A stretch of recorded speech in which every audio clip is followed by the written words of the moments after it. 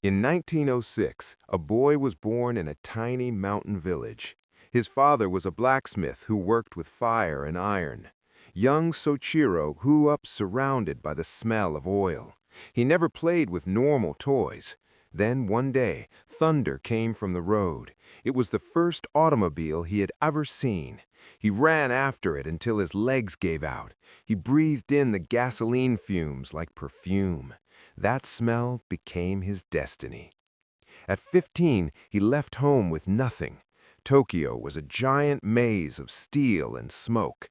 He begged for work at a garage. At first, they only let him clean, but he watched everything. Soon, he was fixing cars better than the teachers. By 1928, he owned his own repair shop. He built race cars in his spare time. Speed was his addiction. But speed has a price. He survived, but his brother nearly died. He stopped racing, but he never stopped building. He invented a new piston ring design. Toyota showed interest. They sent his samples for testing. The results came back. Only 3 out of 50 passed. He was humiliated. He sold his wife's jewelry to keep going. He went back to school at 30. He learned metallurgy from scratch. 2 years later, he returned to Toyota. This time, they accepted every single ring. He built a factory for mass produce. Then the war came. His factory was converted for war efforts. In 1944, an earthquake struck. The building collapsed. Then the bombs came. Fire consumed everything. He sold the scrap to Toyota for pennies. At 40, he was broke and unemployed. Japan was in ruins. No trains, no cars, no fuel. He saw mothers struggling to carry food.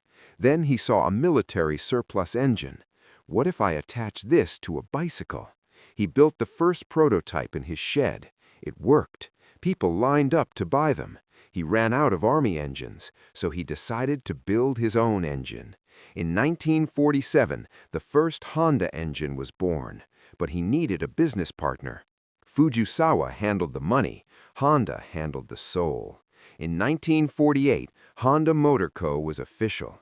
They released the Dream D-Type. It was faster than anything Japanese, but Fujisawa wanted something bigger, a motorcycle for everyone. In 1958, they launched the Super Cub. It was small, simple, beautiful. Women could ride it in skirts. Farmers could carry goods. It became a phenomenon. But America was the real prize. Americans thought motorcycles were for rebels.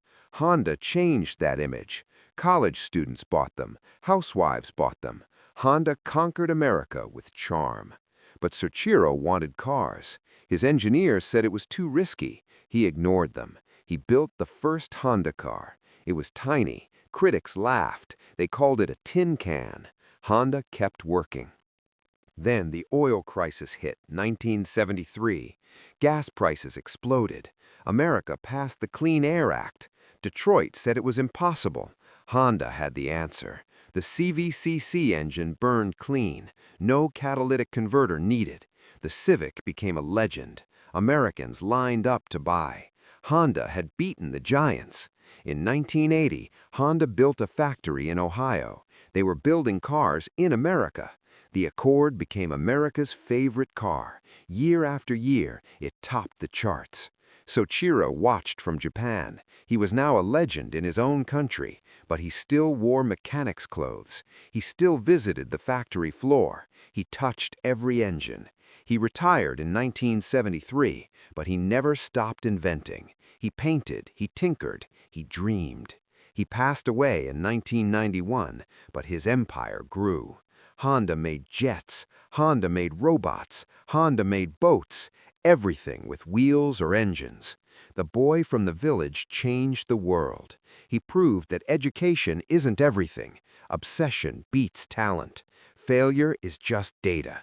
He said success is 99% failure. He never feared the fire. He ran toward the noise. When they said it couldn't be done, he did it anyway. When the bombs fell, he rebuilt with his own hands. That is the spirit of Honda, a poor boy with a dream and a world that said yes.